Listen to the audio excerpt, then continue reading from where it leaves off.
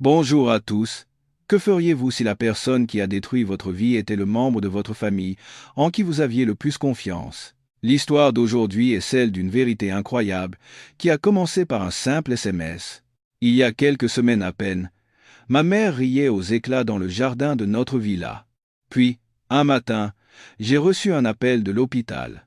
On m'annonçait que ma mère était décédée d'une crise cardiaque soudaine. Les funérailles se sont déroulées sous une pluie battante, et mon père n'est pas venu.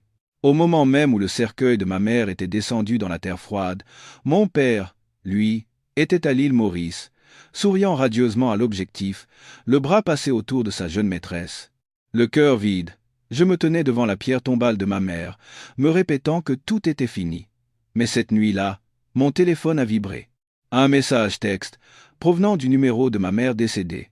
Je ne suis pas morte, viens au cimetière, tout de suite. Je suis resté pétrifié. Sans même réfléchir, j'ai conduit à travers la pluie battante. Mon cœur battait à tout rompre. Le cimetière, plongé dans une obscurité d'encre, était d'un silence sinistre. Seule la lueur d'un lampadaire vacillait faiblement sur la tombe de ma mère. Et à travers la brume, j'ai vu la silhouette d'une personne debout devant la pierre tombale. Bonjour, je m'appelle Julien Dubois, j'ai 33 ans et je vis à Marseille, une ville où la mer d'un bleu profond se mêle au romantisme urbain. Un lieu où le murmure des vagues ressemble à une berceuse. En apparence, ma vie semblait parfaite. Je suis architecte dans un cabinet d'urbanisme prometteur. À mes côtés, il y a Sophie, ma femme, psychologue dont le sourire peut dissiper tous les soucis, et notre fils de 5 ans, Léo, qui interroge le monde avec des yeux pétillants de curiosité. Nous vivons dans une maison moderne en bois avec vue sur les Calanques, une de ces maisons où le soleil du matin inonde la table du petit déjeuner à travers d'immenses baies vitrées. Chaque matin, en préparant le café et en entendant les rires de Sophie et Léo depuis la cuisine, je me disais que j'étais l'homme le plus chanceux du monde. Mais vous savez comment c'est. Même le plus beau tableau ne peut être parfait. Derrière les jours heureux se cache souvent une part d'ombre que l'on s'efforce d'ignorer. L'ombre de ma vie venait probablement de mon père et de ma mère. Mon père, Alain Dubois, était un magnat de l'immobilier marseillais. À 65 ans, il dirigeait encore le groupe Dubois BTP, une entreprise qui avait mené à bien de nombreux projets d'envergure, de Marseille à la Côte d'Azur. Mon père portait toujours des costumes sur mesure impeccables et parlait d'une voix calme et tranchante, comme si chaque mot était méticuleusement calculé. Pour les autres, il était un symbole de réussite. Mais pour moi, il était un mur de pierre froid et infranchissable, une présence qui me faisait sentir constamment insuffisant, peu importe mes efforts. Je me souviens du jour où, à 25 ans, j'ai remporté mon premier grand prix lors d'un concours d'architecture. Excité, j'ai couru lui montrer mon trophée. Il l'a regardé d'un œil distrait et a dit sèchement : « C'est bien, Julien, mais être salarié, c'est finalement travailler pour les autres. » Ces mots ont été comme un poignard dans mon cœur. J'étais habitué à ce qu'il minimise mes réussites, mais pour lui, je n'étais qu'un simple architecte salarié, pas l'héritier de son vaste empire immobilier. Il voulait que je reprenne le groupe Dubois, mais j'ai refusé. Je ne voulais pas vivre dans son ombre, devenir un autre Alain Dubois. Ma mère, Élise Dubois, était tout le contraire. À 62 ans, cette professeure d'art plastique à la retraite conservait une élégance et une douceur infinies. Après sa retraite, elle passait son temps à peindre ou à s'occuper de son jardin. Le week-end, Sophie, Léo et moi allions souvent leur rendre visite. C'étaient mes moments préférés. Ma mère apprenait à Léo à planter des chrysanthèmes et je l'aidais en réparant une étagère qui grinçait ou en vérifiant la plomberie. Mon père, lui, était rarement là, toujours prétextant une réunion ou un déplacement d'affaires. Dans ces moments-là, ma mère me souriait et disait : « Je suis fière de toi, Julien. Quoi que dise ton père, je sais que tu es sur la bonne voie. » Ma mère essayait toujours de jouer les médiatrices entre mon père et moi, d'apaiser les tensions. Quand mon père se mettait en colère parce que je ne suivais pas ses plans, elle me prenait à part, me servait une tasse de thé et me racontait des histoires de sa jeunesse, de l'époque où elle était une enseignante passionnée qui apprenait à ses élèves à trouver la beauté dans les choses ordinaires. Ma mère était ma lumière, la seule personne qui me faisait croire que je n'avais rien à prouver, même à mon propre père. Ma vie oscillait ainsi, en équilibre précaire entre le bonheur quotidien avec Sophie et Léo et l'ombre de ma relation tendue avec mon père. J'essayais de ne pas penser à lui, à ses paroles acerbes ou à son regard déçu. J'avais une famille chaleureuse, un travail qui avait du sens, et une mère qui m'aimait inconditionnellement. Mais au fond de moi, je savais. Je savais que ce tableau d'apparence parfaite était comme une fine plaque de verre, prête à se briser à la moindre fissure. Ce matin-là a commencé comme tous les autres. J'étais arrivé tôt au bureau pour une réunion importante.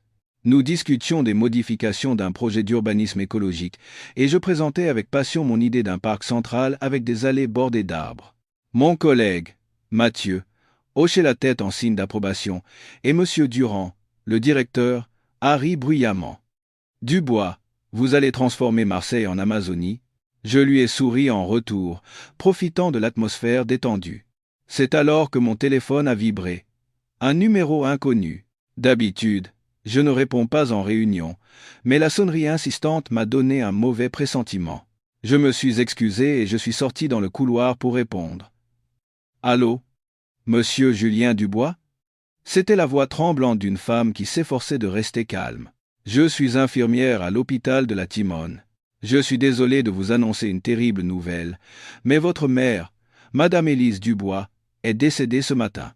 La cause est un infarctus aigu du myocarde. Nous avons fait tout notre possible, mais je n'ai pas pu entendre la suite.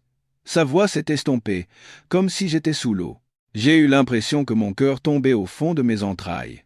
Mon monde venait de s'effondrer en un instant. Non, ai-je à peine réussi à murmurer, la voix brisée. Non, vous devez vous tromper. Ma mère, ce n'est pas possible, je parlais tout seul. L'infirmière continuait de me présenter ses condoléances, mais je n'entendais rien. Elle disait que ma mère était morte d'une crise cardiaque. J'ai répété la question, la voix tremblante, comme si la réponse pouvait changer si je la posais plusieurs fois. Comment est-ce possible? Ma mère était en bonne santé. Elle n'avait aucun antécédent cardiaque.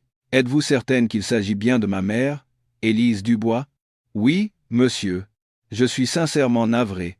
Pourriez-vous venir à l'hôpital? Il y a quelques formalités à régler. J'ai hoché la tête, bien qu'elle ne puisse pas me voir. Après avoir raccroché, je suis resté dans le couloir, le téléphone serré dans ma main, hébété. Les rires provenant de la salle de réunion, le soleil dehors, le bruit des voitures dans la rue, tout me semblait étranger. J'avais l'impression d'être piégé dans un terrible cauchemar. Je ne me souviens pas comment je suis retourné dans la salle, ni ce que j'ai dit à mes collègues pour demander à partir. Je me souviens seulement d'être sorti en courant du bâtiment et d'avoir conduit, l'esprit vide. La pluie a commencé à tomber. De grosses gouttes s'écrasaient sur le pare-brise, comme si le ciel pleurait avec moi. Une seule question tournait en boucle dans ma tête. Comment a-t-elle pu partir si soudainement? Comment une personne si pleine de vie pouvait-elle disparaître en un instant? J'ai appuyé sur l'accélérateur. La voiture filait à travers les rues familières de Marseille, mais chaque paysage me semblait nouveau et hostile. La pluie s'intensifiait, noyant la ville entière dans une teinte grise. Le grincement régulier des essuie-glaces ressemblait au battement d'un cœur, essayant de me ramener à la réalité. Mais mon esprit était perdu, errant. Je ne pouvais pas l'accepter. Le fait que ma mère, avec son doux sourire, ses mains qui sentaient la terre et sa voix chaude comme le soleil, soit morte d'une crise cardiaque aussi absurde. J'ai serré le volant, essayant de garder mon calme, mais j'avais l'impression qu'un rocher immense m'écrasait la poitrine. J'avais du mal à respirer, comme si je tombais dans un abîme sans fond. Je voulais crier, briser quelque chose, mais je ne pouvais que conduire, comme si rester dans ma voie était le seul moyen de contrôler le chaos qui régnait en moi. Mais c'était inutile. Des souvenirs ont commencé à défiler, comme un vieux film au ralenti. J'avais 10 ans, assis à la table de la cuisine dans notre ancienne maison. Ma mère, vêtue d'un tablier à fleurs, tenait un pinceau et une grande toile. « Viens voir, Julien », avait-elle dit de sa voix douce, comme le vent. Chaque ligne raconte une histoire. Tu n'as pas besoin d'être parfait, il suffit de dessiner avec ton cœur. J'étais resté assis pendant des heures à dessiner des maisons et des arbres, et elle était toujours à mes côtés, souriant à mes croquis maladroits. C'est grâce à ces après-midi que j'ai développé mon amour pour l'architecture, pour la création de ces espaces que l'on appelle « chez soi ». Mais tous les souvenirs n'étaient pas si chaleureux. Je me suis souvenu du moment où mon père était entré et avait jeté un regard froid sur mes dessins. À quoi bon ces gribouillages? avait-il dit de sa voix sèche et méprisante. Ce garçon a besoin d'apprendre des choses plus sérieuses, pas de rêvasser comme toi. Ma mère n'avait rien dit, mais elle avait serré ma main plus fort, comme pour me dire que je n'avais rien à lui prouver. Mais ces mots m'avaient blessé, laissant une cicatrice qui ne s'était jamais complètement refermée. De retour à la réalité, la pluie contre la vitre était devenue un déluge. J'ai pris mon téléphone et j'ai appelé mon père. Peut-être savait-il quelque chose.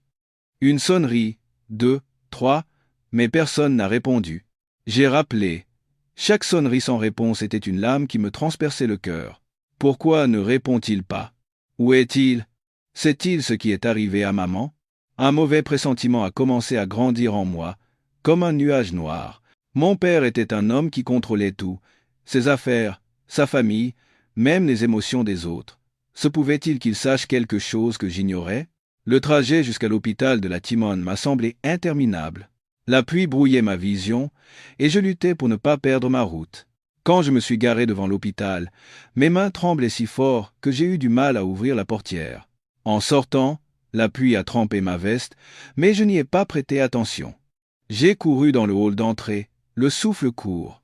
L'employé de l'accueil m'a dit, comme si elle m'attendait, « Monsieur Dubois, par ici, s'il vous plaît. » On m'a guidé le long d'un interminable couloir. L'odeur âcre de désinfectant m'a donné la nausée. Au bout du couloir, j'ai vu mon père, Alain Dubois, dans un costume gris parfaitement repassé, en train de parler avec un médecin. Il était calme, trop calme, comme s'il discutait d'un contrat immobilier et non de la mort de sa femme. Je me suis approché et j'ai demandé d'une voix brisée. « Papa, qu'est-ce qui s'est passé? Maman, est-ce que c'est vrai? » Mon père s'est retourné. Son regard était aussi froid que la glace. « Julien, tu es là. Le médecin vient de m'expliquer. Ta mère a eu un infarctus. Il n'y avait rien à faire. » Il n'y avait aucune trace de tremblement ou de chagrin dans sa voix. J'ai cherché sur son visage le moindre signe de perte, mais tout ce que j'ai vu, c'était un masque impénétrable. Le médecin, un homme d'âge mûr avec de fines lunettes, a pris la parole. « Je suis vraiment désolé pour votre perte, monsieur Dubois. Madame Élise Dubois a été transportée ici ce matin, mais son cœur avait déjà cessé de battre avant que nous puissions intervenir. C'était une crise soudaine, sans aucun signe avant-coureur. » Soudaine, et Abyss a dit, j'ai presque crié, faisant sursauter le médecin et mon père. Ma mère n'avait aucun antécédent cardiaque. Il y a quelques semaines à peine, elle plantait des fleurs avec mon fils. Elle riait. Comment est-ce possible? Qui l'a amené ici? Que s'est-il passé exactement? Mon père m'a coupé la parole, sa voix glaciale. Ça suffit, Julien, ne fais pas de scène. Ta mère est partie. Maintenant, nous devons nous occuper des formalités et sauver les apparences pour la famille. Compris? Mon père a insisté sur le mot « apparence », comme si c'était la seule chose qui comptait au monde. Je suis resté figé sur place. Les apparences? Ma mère venait de mourir, et il s'inquiétait des apparences. Je voulais hurler, le saisir par le col et exiger des réponses, mais je n'en ai pas eu la force. Une infirmière s'est approchée et m'a tendu un petit sac contenant les effets personnels de ma mère. Un petit portefeuille, ses boucles d'oreilles en perles qu'elle aimait tant, et un mouchoir brodé d'un chrysanthème. J'ai serré le mouchoir, j'avais l'impression que mon cœur se brisait.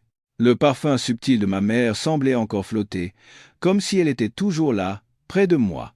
Mon père s'est détourné, a sorti son téléphone et a commencé à passer un appel dans le couloir. En regardant son dos, j'ai senti un frisson glacial me parcourir l'échine. Quelque chose n'allait pas. Il était trop calme, trop détaché. L'épouse avec qui il avait partagé plus de 30 ans de sa vie venait de mourir, et il signait des papiers et passait des appels comme s'il s'agissait d'une simple tâche administrative. Je me suis effondré sur une chaise dans la salle d'attente, les effets de ma mère toujours sur mes genoux. Le couloir de l'hôpital était froid, et le bruit des pas des infirmières et des conversations me parvenait comme un écho d'un autre monde. J'ai baissé les yeux sur le mouchoir, caressant du doigt le chrysanthème brodé. Dans ma tête, le sourire radieux de ma mère et le regard glacial de mon père se superposaient. Le mauvais pressentiment s'est transformé en un courant puissant qui m'entraînait vers le fond. La mort de ma mère n'était pas un simple accident. Je ne savais pas pourquoi, mais je le sentais au plus profond de mes os. 3 jours plus tard, je me trouvais dans un cimetière de la périphérie de Marseille. Le ciel gris pesait lourdement, comme s'il allait tout engloutir. La pluie avait cessé, mais l'air était lourd et humide, comme si le ciel retenait son souffle en disant adieu à ma mère. J'ai organisé toutes les funérailles seul. Le choix du cercueil, des fleurs, l'accueil des condoléances. Mon père n'a offert aucune aide. La veille de l'enterrement, il m'a appelé d'une voix froide. J'ai beaucoup de paperasse à régler concernant le patrimoine. Tu peux t'en occuper, n'est-ce pas? J'ai serré les dents et répondu oui, mais à l'intérieur, je voulais hurler. Comment pouvait-il être si insensible? Elle était sa femme, celle qui avait été à ses côtés pendant plus de 30 ans, et il prétextait de la paperasse pour ne pas être là. Je me tenais à l'entrée du cimetière, accueillant les amis et les parents de ma mère. Ils me prenaient dans leurs bras et me murmuraient des mots de réconfort, mais je ne pouvais pas les accepter pleinement. Élise était une femme si bonne. C'est si soudain. Nous nous souviendrons toujours de son sourire. Chaque mot était une blessure qui me rappelait qu'elle était vraiment partie. Mais ce qui me faisait le plus mal, c'étaient les chuchotements dans mon dos. Où est le PDG Dubois? Comment peut-il ne pas être à l'enterrement de sa propre femme? C'est vraiment étrange. J'ai entendu ces mots, mais j'ai baissé la tête pour préserver ce que mon père appelait la réputation de la famille. Je ne voulais pas que notre famille ait l'air d'une pièce de théâtre en ruine. Ma femme, Sophie, se tenait à mes côtés, me serrant la main. Elle ne parlait pas beaucoup, mais cette simple pression me rappelait qu'elle était mon ancre dans cette tempête. Mon petit Léo, portant un costume noir trop grand pour lui, regardait autour de lui d'un air perplexe. « Papa, où est mamie? » a-t-il il demandait d'une voix d'enfant mêlée d'une anxiété palpable. Je me suis agenouillé, et je l'ai pris dans mes bras, retenant mes larmes. Mamie est dans un très bel endroit. Elle est probablement en train de planter des chrysanthèmes au paradis. Léo a hoché la tête, mais je savais qu'il ne comprenait pas. Comment un enfant de 5 ans pourrait-il comprendre une telle perte? Lorsque le cercueil de ma mère a été porté, mes pieds se sont ancrés au sol comme des pierres. Un cercueil en chêne, recouvert de chrysanthèmes blancs, ses fleurs préférées. Je l'ai suivi, chaque pas pesant comme si je marchais sur une route sans destination. Les gens autour de moi baissaient la tête, certains pleuraient à voix haute, mais je n'entendais que les battements sourds de mon propre cœur. Au moment où le cercueil a été descendu dans la terre, je n'ai plus pu me retenir. Des larmes brûlantes ont coulé sur mes joues. Ma mère me manquait terriblement. Sa mort était si soudaine, si insensée. C'était comme si un livre que je lisais avec passion avait été arraché au milieu.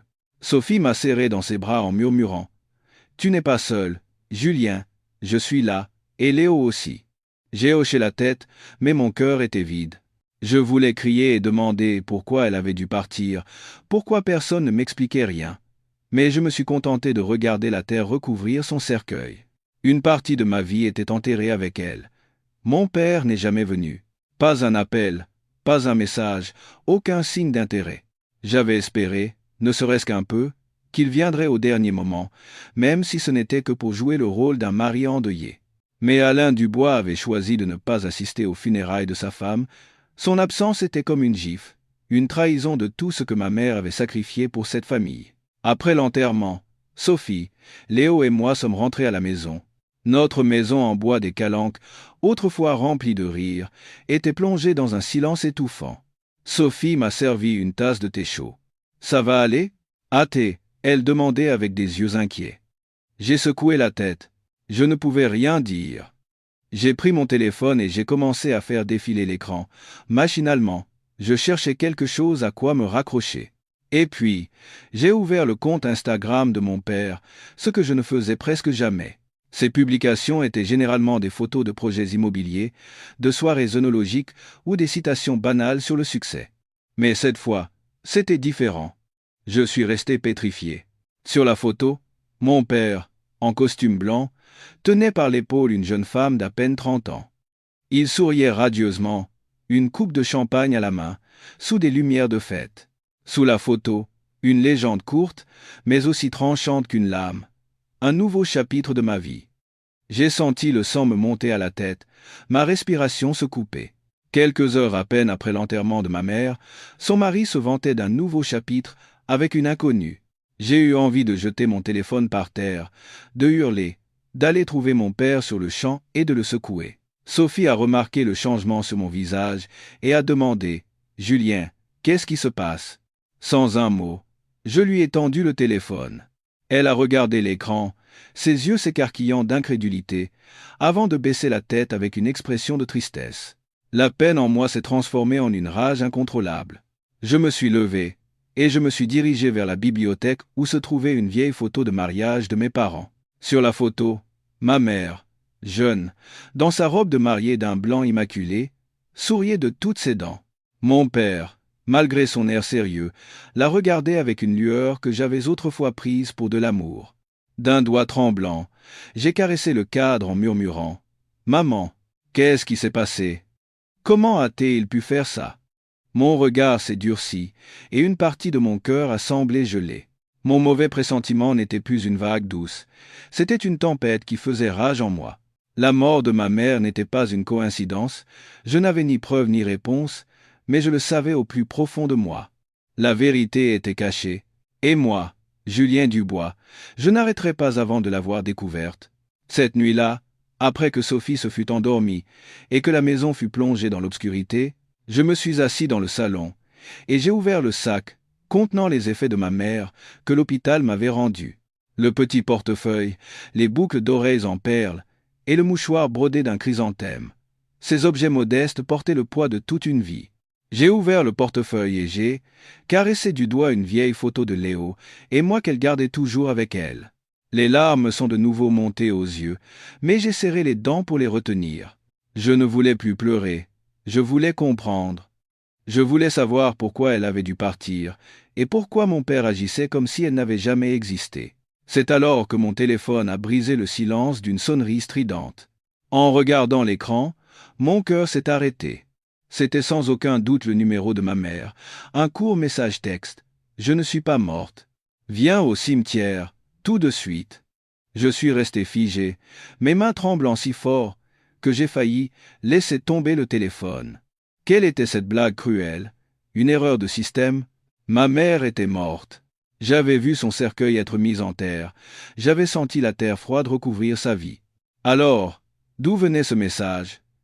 J'ai fixé l'écran comme pour y trouver une réponse. Puis, d'une main tremblante, j'ai rappelé ce numéro. La sonnerie a retenti une ou deux fois, puis la ligne s'est coupée brusquement, comme si quelqu'un avait délibérément raccroché. J'ai rappelé, mais je n'ai eu que le silence en retour. À cet instant, un instinct puissant s'est enflammé en moi. J'ai arrêté de réfléchir. Je me suis levé d'un bond. J'ai attrapé une lampe de poche dans un tiroir, j'ai enfilé un imperméable et je suis sorti en courant. Sophie dormait encore et je ne voulais pas la réveiller. Je ne savais pas ce que je faisais, mais je devais aller au cimetière. Je devais trouver la vérité. La voiture filait à travers le voile de la nuit. La pluie fine brouillait le pare-brise. La route vers le cimetière en périphérie de Marseille était d'une obscurité d'encre, éclairée seulement par la faible lueur de mes phares. J'ai serré le volant. Mon cœur allait exploser. Le cimetière qui est apparu devant moi était froid et sinistre. Les pierres tombales alignées ressemblaient à des fantômes silencieux dans la pénombre. En sortant de la voiture, la pluie a traversé mes vêtements, glaçant ma peau. Le faisceau de ma lampe de poche éclairait le chemin de terre menant à la tombe de ma mère. Chaque pas était lourd comme le plomb, mais je ne pouvais pas m'arrêter. Je devais savoir, je devais voir. En approchant de la tombe, je me suis arrêté net. Une silhouette se tenait juste devant la pierre tombale fraîchement recouverte de terre. Une silhouette mince et tremblante, mais un dos si familier que mon cœur s'est serré. J'ai pointé ma lampe torche vers elle. Au moment où la lumière a touché son visage, je n'ai plus pu respirer. C'était ma mère, plus maigre, les cheveux trempés par la pluie, mais son regard était toujours aussi brillant et chaleureux. C'était bien ma mère. Je suis resté là, incapable de croire à la scène qui se déroulait sous mes yeux. Ce n'était pas possible. Ma mère était morte. Je l'avais enterrée moi-même. « Julien !» a-t-elle murmuré d'une voix faible mais claire. Puis elle a éclaté en sanglots. Ses fines épaules étaient secouées de tremblements. J'ai couru vers elle et je l'ai serrée dans mes bras. Des larmes incontrôlables ont coulé. Sa présence était si réelle que j'en ai eu le vertige. La chaleur de son corps, son subtil parfum, cet étreint que je pensais avoir perdu pour toujours.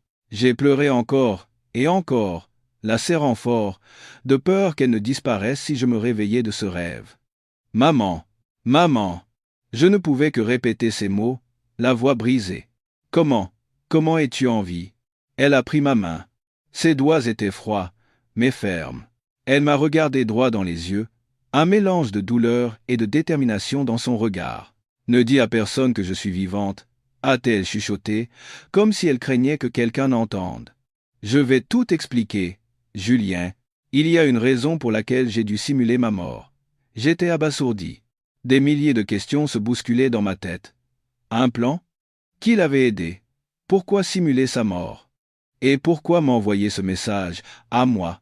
Je voulais demander, comprendre, mais aucun mot ne sortait. La pluie continuait de tomber, nous enveloppant dans un fin brouillard. Nous nous tenions là, dans ce cimetière d'encre, à côté d'une tombe fraîchement creusée, comme deux fantômes perdus dans une histoire surréaliste. La peur et le mystère m'ont envahi. Mais à cet instant, une seule chose était certaine, ma mère était en vie. Soudain, ma mère m'a pris la main et m'a entraîné hors de la faible lumière. « Ce n'est pas sûr ici, a-t-elle, elle murmurait d'une voix tremblante mais ferme. « Suis-moi, Julien, j'ai des choses à te dire. » Encore sous le choc, j'ai hoché la tête et je l'ai suivie hors du cimetière. La pluie avait trempé mes vêtements, mais je ne sentais pas le froid. Seul le choc, la joie et une peur sans nom m'enveloppaient. Ma mère m'a conduit jusqu'à une vieille voiture garée au coin de la rue. Une voiture usée, un modèle que notre famille n'avait jamais possédé. Elle a ouvert la portière et m'a fait signe de monter. J'ai hésité, n'arrivant toujours pas à croire qu'elle était réellement là, devant moi. « Maman, tu vas bien ?» ai-je demandé en balbutiant. Elle a hoché la tête, un mélange de douceur et de tension dans les yeux. « Monte, mon fils, je vais tout expliquer. » Nous avons roulé dans la nuit. Ma mère était au volant, et j'étais assis à côté d'elle, serrant toujours le mouchoir brodé d'un chrysanthème. Elle m'a emmené dans une petite maison isolée, cachée derrière des arbres touffus dans l'arrière-pays marseillais. Une vieille maisonnette au toit de tuiles abîmées. Elle a coupé le moteur et a regardé autour d'elle, comme pour vérifier que personne ne nous suivait, avant de me faire entrer. L'intérieur était presque vide. Une table en bois, quelques chaises et un lit pliant dans un coin. Un contraste saisissant avec la somptueuse villa de mon père. Ma mère m'a versé un verre d'eau, mais je ne pouvais pas boire. Je me suis assis en face d'elle, attendant des explications. Elle a joint ses mains décharnées, comme pour se donner de la force. « Je sais que tu dois être en colère », a-t-elle commencé. « En colère que je t'ai menti, que je t'ai laissé traverser cette terrible épreuve seule. Mais tu dois comprendre, Julien, je n'avais pas le choix. » J'ai secoué la tête, réprimant mes émotions. « Pourquoi, maman, pourquoi as-tu dû faire ça? Pourquoi simuler ta mort? Et père, est-ce qu'il a quelque chose à voir avec ça? » Rien que de prononcer son nom, mon sang s'est mis à bouillir. La photo sur Instagram avec cette jeune femme me revenait comme un poignard dans le cœur. Ma mère a pris une profonde inspiration. Son regard s'est assombri, comme si elle replongeait dans de douloureux souvenirs. Tout a commencé il y a quelques mois. Ton père, il a changé, Julien. Il est devenu plus froid, plus cruel. J'ai découvert qu'il me trompait avec une jeune femme nommée Chloé, une employée de son entreprise. Loin de se cacher, il s'affichait avec elle, comme pour m'humilier. J'ai serré les poings, prêt à l'interrompre.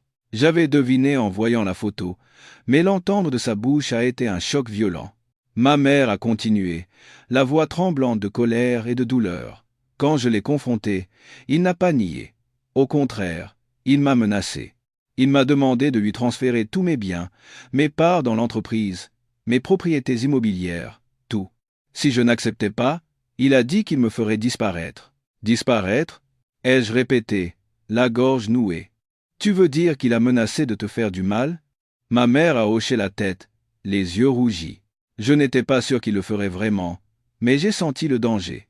Il a commencé à m'espionner, Julien.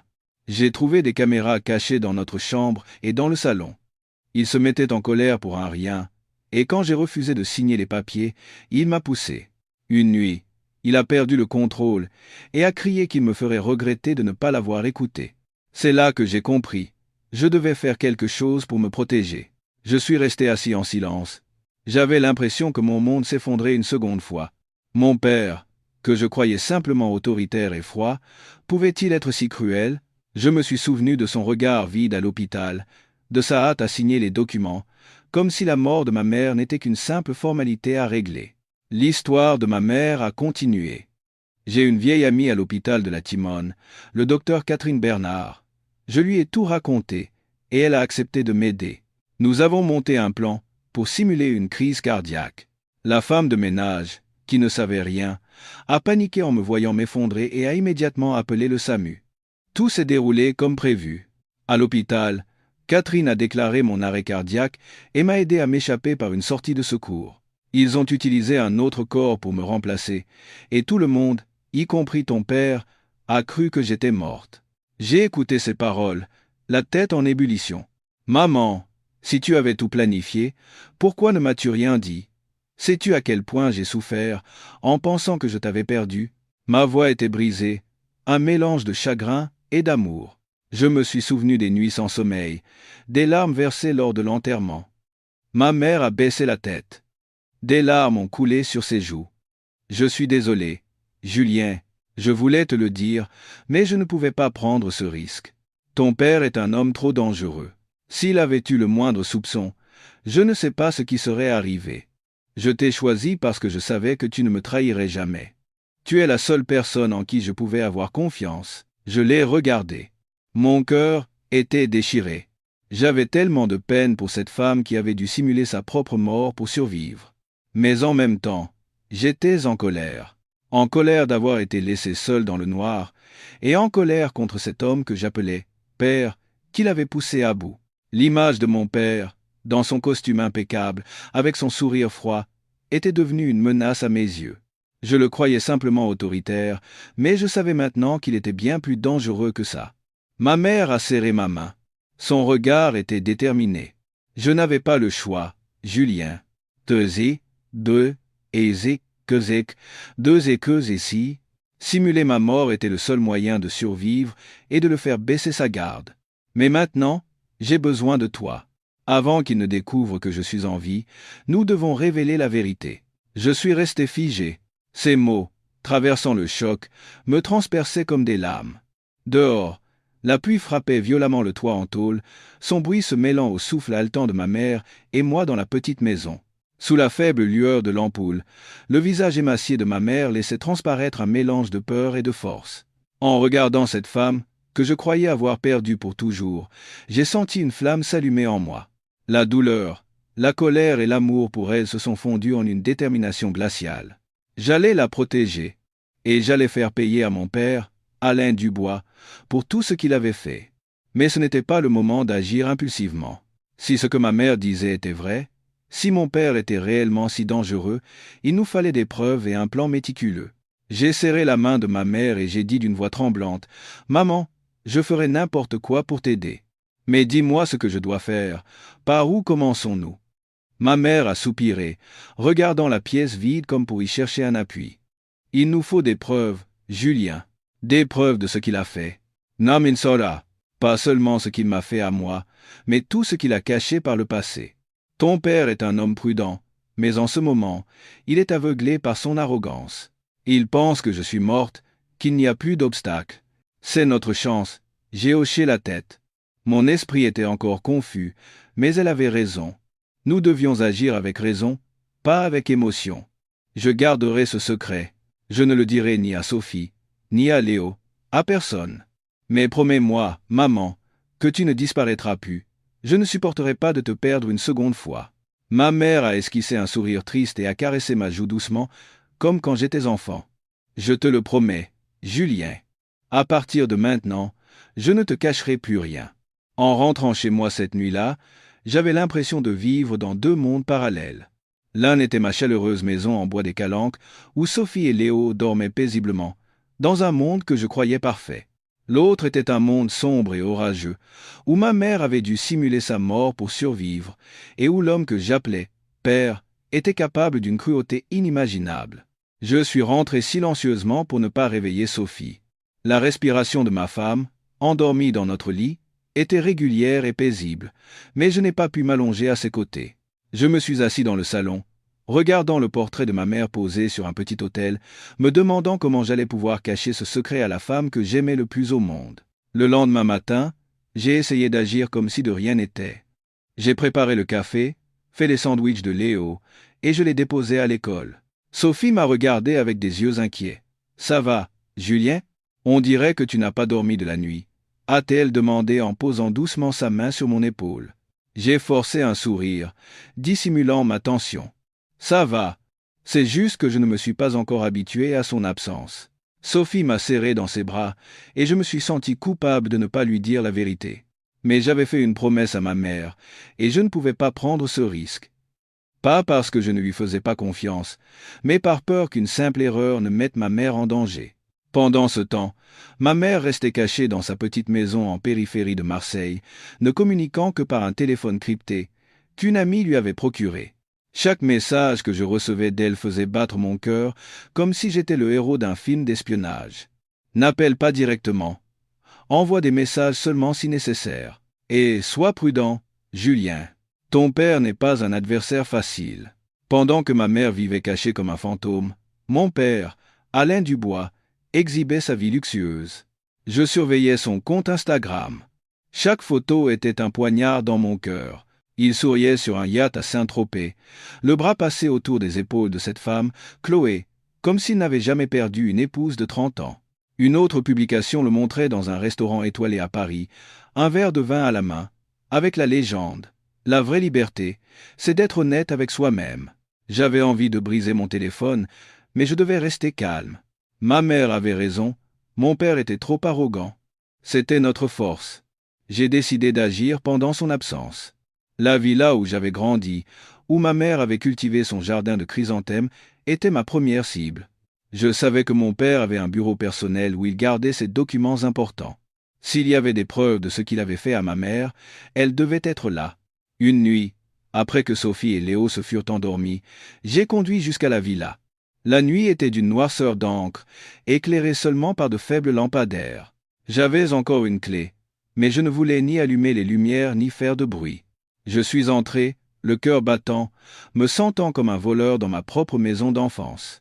Le bureau de mon père se trouvait au 2e étage, derrière une lourde porte en chêne. Il y avait une serrure électronique, mais heureusement, je connaissais le code. C'était l'anniversaire de ma mère. Un fait ironique et amer aujourd'hui. L'intérieur était tel que je m'en souvenais. Un grand bureau en bois massif, des étagères remplies de dossiers, et une légère odeur de cuir. J'ai commencé à chercher, en faisant attention de ne rien déranger. Les tiroirs étaient pleins de contrats, de factures, de documents de travail ordinaires. Mais je savais que mon père n'était pas si simple. Il cachait toujours les choses importantes là où personne ne s'y attendait. Après presque une heure de recherche, j'ai remarqué qu'un tableau accroché au mur derrière le bureau semblait légèrement de travers. J'ai tapoté dessus et j'ai entendu un son creux. Mon cœur s'est mis à battre plus vite. Avec un cutter trouvé sur le bureau, j'ai délicatement décroché le tableau. Derrière, un vieux coffre-fort à cadran est apparu. J'ai essayé une combinaison de nos anniversaires, celui de mon père, de ma mère et le mien, mais il ne s'est pas ouvert. En dernier recours, j'ai entré leur date d'anniversaire de mariage. Le coffre-fort s'est ouvert avec un déclic sec. L'intérieur était rempli des sombres secrets de mon père. J'ai trouvé des relevés bancaires, montrant des transferts de sommes colossales vers des comptes offshore en Suisse et aux îles Caïmans, des endroits que je n'avais entendus que dans des scandales financiers. Il y avait aussi des contrats de cession de parts d'entreprises et de biens immobiliers avec la signature de ma mère falsifiée, des choses auxquelles je savais qu'elle n'aurait jamais consenti. Mais ce qui m'a glacé le sang, c'est une petite clé USB, une liasse de vieilles coupures de journaux et quelques vieilles cassettes audio. D'une main tremblante, j'ai branché la clé USB sur mon ordinateur portable. Un fichier audio datant de plus de 20 ans est apparu. J'ai appuyé sur Play, et la voix aiguë et furieuse de mon père a retenti. « Pensez-vous pouvoir me contrôler éternellement, beau-père? Ce patrimoine est à moi, pas à vous ni à votre fille. » Puis, la voix calme et ferme de mon grand-père maternel a répondu. « Calmez-vous, Alain. Tant qu'Élise ne donnera pas son accord, vous ne toucherez pas un centime, vous le savez très bien. » La dispute s'est envenimée, et les menaces de mon père sont devenues de plus en plus explicites. Puis l'enregistrement s'est arrêté brusquement. Le cœur battant, j'ai déplié les coupures de journaux. C'étaient des journaux locaux datant d'une vingtaine d'années. Les gros titres annonçaient le décès de mes grands-parents maternels dans un accident de la route. Ma mère m'avait un jour raconté, d'une voix lourde, qu'ils étaient morts dans un accident lors d'un voyage d'affaires. À l'époque, j'avais pensé que c'était une tragique coïncidence. Mais maintenant, en reliant le fichier audio, la voix furieuse de mon père et le fait que l'accident se soit produit quelques jours plus tard, un doute terrible a commencé à germer. Mon père était-il directement impliqué dans cet accident? Avait-il fait quelque chose pour s'emparer de la fortune de ma mère? J'ai tout photographié et j'ai sauvegardé les données sur mon téléphone et sur un disque dur externe de secours. Puis, le cœur lourd, j'ai conduit jusqu'à la petite maison de ma mère en périphérie.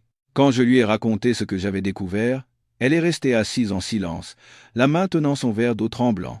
« Je m'en suis toujours douté », a-t-elle murmuré en larmes. J'ai toujours senti que la mort de mes parents n'était pas normale, mais je n'avais aucune preuve. Et je ne pouvais pas croire qu'il serait allé aussi loin. J'ai pris sa main. J'avais l'impression que le monde s'effondrait à nouveau. Maman, l'homme que nous affrontons n'est pas simplement un mari infidèle. C'est peu. Être quelqu'un qui a caché un crime horrible pendant 20 ans. Ma mère a hoché la tête. Ses yeux ne contenaient pas seulement de la tristesse, mais aussi une détermination brûlante. Nous devons le démasquer, Julien. Pour moi, pour toi et pour tous ceux qui l'a blessé. En regardant ma mère, qui avait enduré tant de choses, j'ai senti une flamme s'allumer en moi. Ce n'était pas une colère aveugle, c'était une résolution froide et tranchante, comme la lame d'un couteau parfaitement affûté. Mon père, Alain Dubois, avait bâti son empire sur des mensonges, la trahison et être des crimes que je n'osais même pas imaginer. Mais maintenant, il allait faire face à la vérité, et c'est nous, sa femme et son fils, qui allions faire tomber le rideau. J'ai serré la main de ma mère, et j'ai dit fermement, « Maman, nous allons le faire de la bonne manière, pas de manière impulsive ou émotionnelle. Nous devons construire un dossier parfait pour qu'il ne puisse jamais se relever quand il tombera. » Ma mère a esquissé un sourire faible mais solide. « C'est bien mon fils, toujours prudent, toujours à réfléchir avant d'agir. Je connais quelqu'un qui peut nous aider, Maître Isabelle Moreau, une avocate spécialisée en droit financier et immobilier. C'était ma meilleure amie à l'université. S'il y a quelqu'un qui sait comment affronter des gens comme ton père, c'est bien elle. » J'ai hoché la tête, sentant une lueur d'espoir dans l'obscurité. Alors, par où commençons-nous? Les documents que j'ai trouvés, les relevés bancaires, les contrats falsifiés, l'enregistrement. Est-ce suffisant? C'est suffisant pour commencer, a dit ma mère, les yeux brillants. Mais il nous en faudra plus. Ton père est prudent, il ne se laissera pas attraper facilement. Nous devons rassembler plus de preuves, de manière légale. J'offre jusosip et zoffe prosé, zoso, eso, pour qu'il n'ait aucune issue de secours quand la vérité éclatera. Pendant les jours qui ont suivi, j'ai mené une double vie. Le jour, j'étais Julien Dubois, architecte, mari et père. Je déposais Léo à l'école, je riais avec Sophie, et je travaillais sur des plans d'urbanisme. Mais la nuit, je devenais quelqu'un d'autre, un chasseur de vérité, assemblant silencieusement les pièces du puzzle pour faire tomber l'empire de mon père. Pendant ce temps, mon père ne se doutait de rien. Je le surveillais via les réseaux sociaux. Il continuait d'exhiber sa vie de luxe. Sur un yacht à Saint-Tropez, dans un restaurant de luxe à Paris, ou se promenant sur la plage avec Chloé. Chaque photo était un poignard dans mon cœur, mais c'était aussi une opportunité. Il était trop arrogant, croyant s'être libéré de toutes ses entraves. Il croyait que ma mère était morte, qu'il n'y avait plus d'obstacle. Il ne savait pas que chacun de ses gestes était surveillé, que son sourire arrogant ne faisait que renforcer ma détermination. Je suis passé à l'action. J'ai d'abord contacté l'ami de ma mère, Maître Isabelle Moreau. Nous nous sommes rencontrés dans un petit café discret en périphérie de Marseille, où personne ne me reconnaîtrait. Maître Moreau était une femme d'une 50aine d'années, avec des cheveux blancs coupés courts et un regard perçant, comme celui d'un faucon. Pendant que je lui racontais l'histoire de ma mère, sa mort simulée, les menaces de mon père, et que je lui montrais les documents que j'avais trouvés, elle a écouté en silence, sans laisser transparaître aucune émotion, prenant simplement des notes. Quand je lui ai remis les copies des relevés bancaires, des contrats falsifiés et le fichier audio, elle a enfin pris la parole. Ce n'est pas une affaire ordinaire. Le PDG Dubois n'a pas seulement commis un adultère. Si ce que vous dites est vrai, il est probable qu'il dirige un vaste réseau de blanchiment d'argent. Mais il nous faut des preuves plus solides, et tout doit être fait dans le cadre de la loi. Maître Moreau a commencé à transformer les pièces éparses du puzzle en un dossier d'enquête interne systématique. Elle a classé les relevés, examiné les contrats falsifiés et a demandé à un expert en acoustique d'analyser le fichier audio. Cet enregistrement est crucial. Il montre les intentions de M. Dubois. Mais nous devons le relier à des actions concrètes. Pourriez-vous obtenir plus de documents de l'entreprise? C'était une mission dangereuse, mais j'ai hoché la tête. Le siège du groupe Dubois BTP était une forteresse, avec une sécurité à toute épreuve et des employés loyaux. Mais j'avais un avantage, j'étais le fils d'Alain Dubois. Une nuit, sous prétexte de chercher de vieux plans d'architecture, je me suis rendu au siège du groupe Dubois. Le gardien de nuit, un homme d'âge mûr, m'a accueilli chaleureusement. « Ça fait longtemps, monsieur Julien. » J'ai caché ma nervosité et j'ai répondu avec un sourire. « Oui, je dois vérifier quelques anciens plans de projet. C'est mon père qui me l'a demandé. » Le gardien m'a laissé entrer sans la moindre suspicion. Je suis monté directement au 10e étage, dans le bureau de mon père. À travers l'immense baie vitrée, la vue nocturne de Marseille s'étendait, mais je n'avais pas le temps de l'admirer. Je me suis assis au bureau de mon père et j'ai allumé son ordinateur. J'ai utilisé un mot de passe de secours que je l'avais vu taper lors d'une ancienne réunion de famille. Heureusement, il ne l'avait pas changé. Le cœur battant au moindre bruit dans le couloir, j'ai fouillé ses fichiers. J'ai finalement trouvé un dossier caché, verrouillé par un autre mot de passe. J'ai essayé plusieurs combinaisons, sans succès. En dernier recours, j'ai tapé « Chloé ». Le dossier s'est ouvert. À l'intérieur, il y avait d'innombrables emails, factures et registres concernant des fonds d'investissement offshore anonymes. J'ai jubilé intérieurement. C'était la preuve irréfutable. Des flux financiers massifs qui n'apparaissaient pas dans les livres de compte officiels du groupe Dubois. J'ai tout copié sur une clé USB. Pendant ce temps, ma mère a également agi. Elle a contacté secrètement un vieil ami qui travaillait au fisc. Il avait autrefois travaillé pour mon grand-père maternel. Ma mère lui a envoyé une copie des documents que j'avais trouvés. Quelques jours plus tard, il l'a appelée. Sa voix était grave. « Élise, les documents que tu m'as envoyés sont une bombe. Alain a constitué une caisse noire de plus de 50 millions d'euros via 4 comptes offshore non déclarés. C'est une preuve flagrante de blanchiment d'argent et de fraude fiscale. Je vais transmettre le dossier aux autorités compétentes, mais toi et Julien, soyez extrêmement prudents. Si Alain l'apprend, il ne restera pas les bras croisés. » Maître Moreau a accéléré les procédures. Elle a déposé une plainte anonyme auprès de la Commission des opérations de bourse et du fisc et a simultanément demandé une ordonnance de gel provisoire des avoirs de mon père. M. Dubois ne saura pas ce qui se passe avant qu'il ne soit trop tard. Nous sommes en train de poser une bombe à retardement juridique sous ses pieds, et elle va bientôt exploser, a-t-elle dit, les yeux brillants comme ceux d'un guerrier se préparant au combat. Pendant ce temps, j'ai commencé une guerre d'opinion sur les réseaux sociaux. En utilisant un compte anonyme, j'ai commencé à distiller des doutes sur le groupe Dubois. Des allusions vagues à des fraudes à l'investissement, des questions sur la manière dont Alain Dubois avait bâti sa fortune. Au lieu d'accusations directes, j'ai laissé les médias et le public creuser par eux-mêmes. Peu de temps après, des articles ont commencé à paraître. Groupe Dubois, BTP, que cache-t-il? Des doutes sur la transparence de l'empire immobilier. Les actionnaires ont commencé à s'inquiéter et le cours de l'action a légèrement baissé. Je savais que mon père commençait à sentir la pression. Un matin, j'ai reçu un message de Maître Moreau. Le parquet a ouvert une enquête. Ils examinent tous les documents que nous avons envoyés. Monsieur Dubois ne le sait pas encore, mais il sera bientôt convoqué. Je me suis effondré sur ma chaise, serrant mon téléphone, et j'ai murmuré. Maintenant, il va savoir ce que ça fait de perdre le contrôle. Pendant ce temps, mon père continuait de profiter de ses vacances.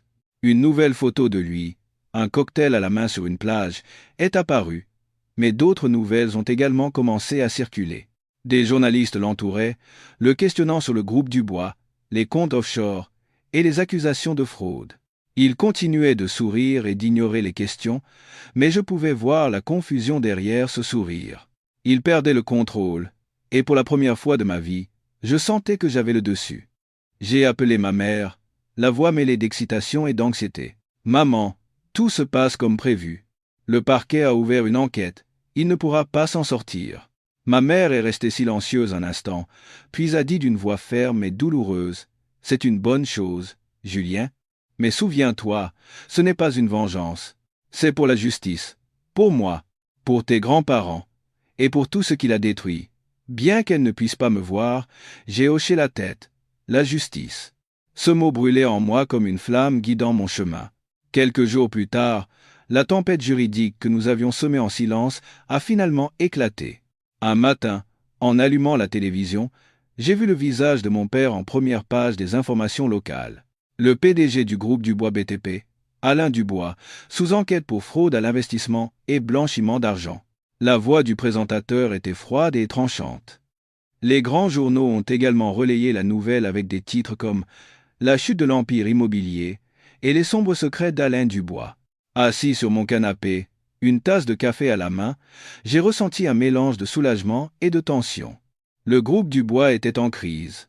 Les comptes bancaires de mon père ont été gelés, et les partenaires stratégiques, qui lui tapaient sur l'épaule lors de soirées luxueuses, se sont empressés de retirer leurs investissements et de rompre les contrats. Le cours de l'action s'est effondré, et les réseaux sociaux ont été inondés de critiques et de commentaires furieux d'actionnaires et de clients. Mon père, qui avait toujours tout contrôlé, était maintenant comme une bête acculée. J'imaginais qu'il était quelque part, probablement dans un hôtel de luxe sur la côte d'Azur, regardant les nouvelles et voyant son empire s'effondrer. J'ai reçu un message de Maître Moreau. M. Dubois est de retour à Marseille. Il cherche des avocats, mais personne ne veut prendre cette affaire. Le parquet va bientôt émettre un mandat d'arrêt. Préparez-vous, Julien. Tout sera bientôt terminé. En lisant le message, mon cœur a battu violemment. La fin. Ce mot était à la fois doux et effrayant. Je voulais qu'il paie, mais je ne pouvais pas nier qu'il avait été mon père. Cet après-midi-là, mon téléphone a sonné. C'était mon père. En voyant son nom sur l'écran, mon cœur s'est arrêté.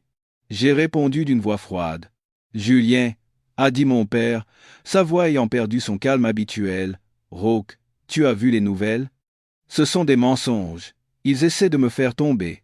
Tu dois aider ton père, Julien. » J'ai écouté chaque mot comme une lame. Il n'a pas demandé de nouvelles de ma mère, n'a pas mentionné sa mort. Aucun regret. Seulement, la panique d'un homme qui a tout perdu. J'ai pris une profonde inspiration et j'ai dit, en gardant mon calme, « Je ne sais pas ce que je peux faire, père.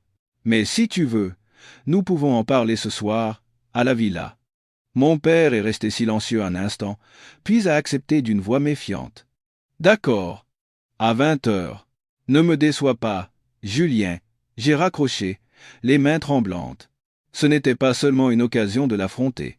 C'était l'occasion de lui montrer la vérité, que ma mère était vivante et que tous ses crimes avaient été découverts. J'ai envoyé un message à ma mère. « Ce soir, à la villa, tu es prête ?» Elle a répondu immédiatement. « Je suis prête, Julien, mais sois prudent. Il n'acceptera pas facilement la défaite. » À 20h précises, je me tenais devant la villa qui avait été ma maison, celle de ma mère et celle de mon père. Maintenant, elle me semblait froide, comme le fantôme du passé. En entrant et en allumant les lumières, j'ai eu l'impression d'entrer sur un champ de bataille. Mon père était déjà là.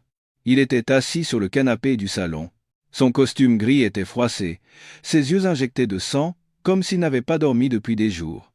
Un verre de whisky était posé devant lui, mais il ne buvait pas, se contentant de fixer le liquide ambré. « Julien, tu es là. J'ai besoin de ton aide. L'entreprise s'effondre. Tout ça à cause de jaloux. Tu dois être du côté de ton père. » Je suis resté debout, regardant l'homme qui avait été un symbole de pouvoir à mes yeux. Maintenant, il semblait petit et pathétique, comme une bête blessée, mais je n'ai ressenti aucune pitié. Seulement de la colère. « Père, avant de parler de l'entreprise, n'as-tu rien à dire à propos de mère? À propos de ce que tu lui as fait ?» Mon père a froncé les sourcils. « Ta mère est morte, Julien, tu le sais. Ne blâme pas ton père pour le passé. J'ai souri amèrement. Morte? En es-tu si sûr, père? Je me suis retourné, j'ai ouvert la porte du salon, et ma mère est entrée. Pas un fantôme, mais Élise Dubois, bien vivante. Elle était amaigrie, mais elle se tenait droite, fixant mon père avec des yeux brûlants. Mon père a reculé. Le verre de whisky est tombé par terre et s'est brisé. Il a failli tomber, se rattrapant à une chaise. Son visage était blême, comme s'il avait vu un fantôme. Élise, hâté, il murmurait d'une voix tremblante. Non, ce n'est pas possible. Tu es morte. Ma mère s'est avancée. Sa voix était aussi froide que la glace. Alain, tu pensais pouvoir te débarrasser de moi si facilement? Tu pensais pouvoir me prendre tous mes biens, ma famille, ma vie, et ne payer aucun prix? Mon père a secoué la tête, les yeux oscillant entre la panique et la rage. Qu'est-ce que tu racontes? C'est une blague. C'est toi, Julien, qui a manigancé ça. Vous essayez tous les deux de me piéger. Je me suis placé à côté de ma mère. Ma voix était calme, mais lourde. Arrête de jouer la comédie, père, nous savons tout. Les comptes offshore, les contrats falsifiés, le fait que tu as menacé mère pour lui prendre ses biens. Et même pour mes grands-parents, tu pensais que leur accident de la route resterait un secret pour toujours? Ma mère a continué, la voix tremblante de douleur. Alain, je t'ai aimé un jour. Je pensais que tu n'étais qu'un homme ambitieux. Mais tu as tué mes parents, n'est-ce pas? Pour leur fortune. Et tu allais me faire la même chose.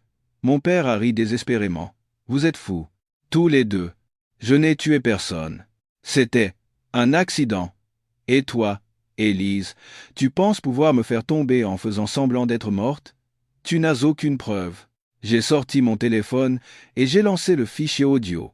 La dispute entre mon père et mon grand-père, 20 ans plus tôt. La voix furieuse de mon père, le menaçant pour son patrimoine. En écoutant l'enregistrement, le visage de mon père est devenu livide, mais il a quand même crié. Ça ne prouve rien. Ce sont des calomnies. Mais avant qu'il n'ait pu finir sa phrase, des sirènes de police ont retenti à l'extérieur. La porte s'est ouverte violemment et des enquêteurs de la police judiciaire ont fait irruption. Un enquêteur s'est avancé et a présenté un mandat d'arrêt. Alain Dubois, je vous arrête pour blanchiment d'argent, fraude à l'investissement et tentative de meurtre. Mon père a été menotté dans la maison même qui avait autrefois symbolisé son pouvoir. Dehors, les journalistes étaient déjà en place, et les flashs crépitaient sans cesse, immortalisant le moment où l'homme qui avait été le symbole de la réussite marseillaise était emmené comme un criminel. En partant, mon père s'est retourné. Ses yeux étaient un mélange de haine et de désespoir. Tu le regretteras, Élise, a-t-il grogné. Mais ma mère est restée silencieuse. Dans ses yeux, il n'y avait plus de tristesse, mais la détermination d'une gagnante. Mais ce n'était que le début. Le procès d'Alain Dubois est rapidement devenu une affaire d'intérêt national. Les nouvelles en parlaient matin et soir, et les journaux et les réseaux sociaux étaient inondés de son histoire. Il n'était plus un homme d'affaires prospère, mais le cerveau d'un vaste réseau d'argent sale. Blanchiment d'argent, fraude à l'investissement, évasion fiscale, et même l'accusation d'être l'instigateur de la mort de mes grands-parents. Ma mère et moi avons été appelés comme témoins principaux. Le jour où je suis entré au tribunal, mon cœur battait à tout rompre. Non pas par peur, mais parce que je savais que c'était le dernier affrontement avec mon père. La salle d'audience était remplie de journalistes, d'avocats et de ceux qui avaient été les partenaires de mon père. Ils le regardaient maintenant avec des yeux d'étranger. Mon père était assis sur le banc des accusés. Son costume était froissé, ses cheveux blancs visiblement plus nombreux, son visage hagard. Il ne nous regardait, ni ma mère ni moi, baissant la tête avec le regard vide d'un homme qui a tout perdu.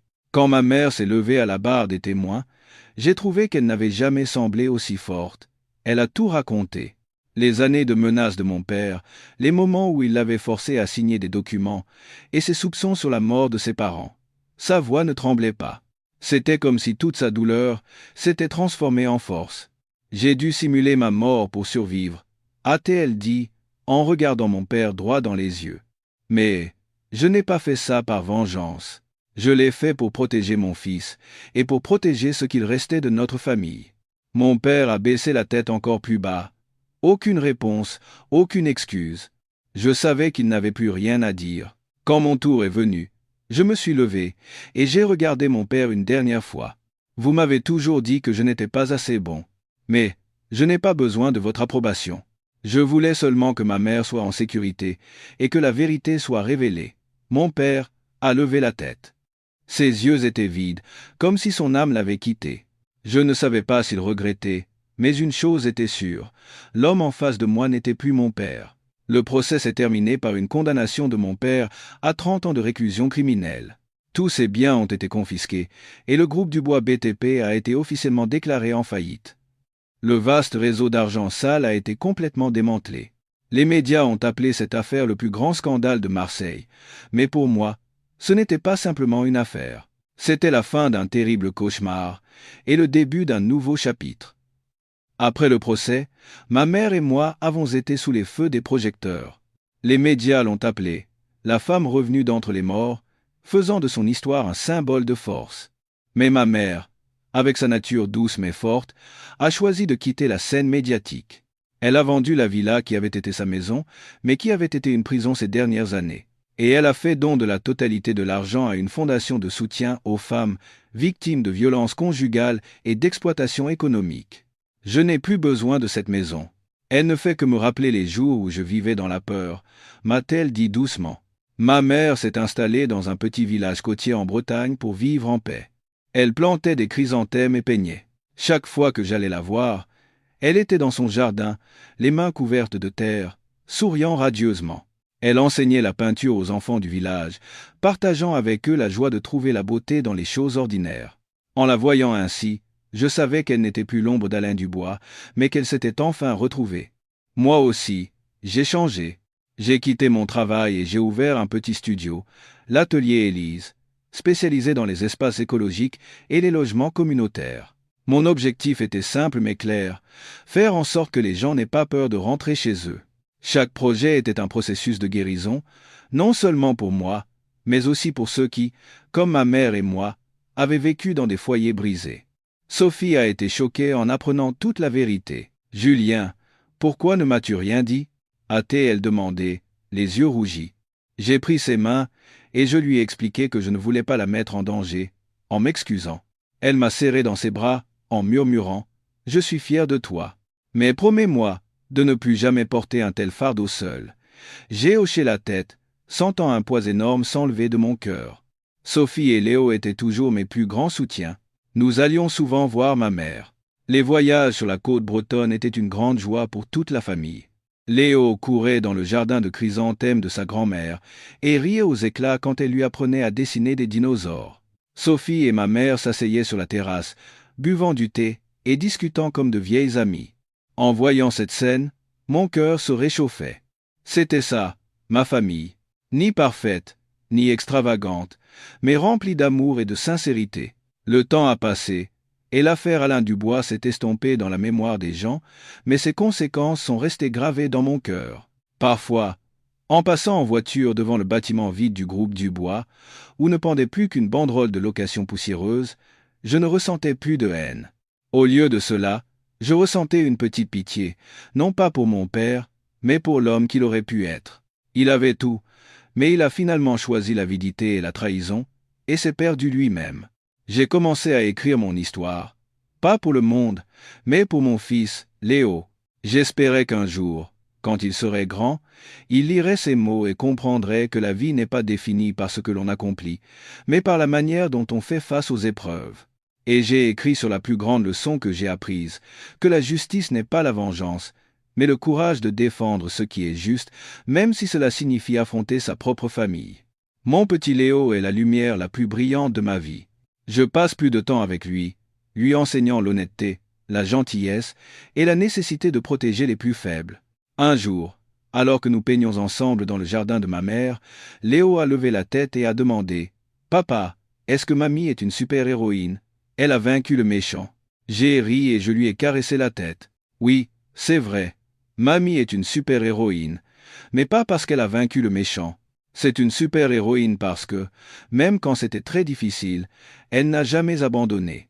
Sous le coucher de soleil rougeoyant de la Bretagne, les moments passés en famille m'ont appris la vraie valeur du bonheur. Le bonheur ne se trouvait pas dans les fêtes somptueuses, les grands immeubles ou la reconnaissance des autres.